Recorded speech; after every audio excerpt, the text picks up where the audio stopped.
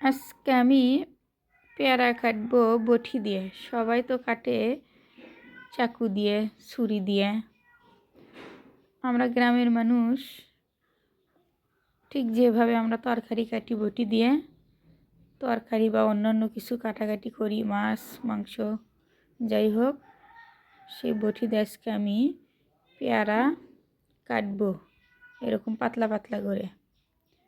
কাটতে আমি এদের সাধারণ একটা এরকম গোল গোল গোল গোল করে ঘুরাইয়া ঘুরাইয়া ফুলের শেপ দেব। এই যে একদম সিনো করে করে, সিনো বলতে পাতলা করে করে পেয়ারাগুলো কাটছি আমি। কাটে এরকম ঘুরাইয়া ঘুরাইয়া ফুল দিচ্ছি।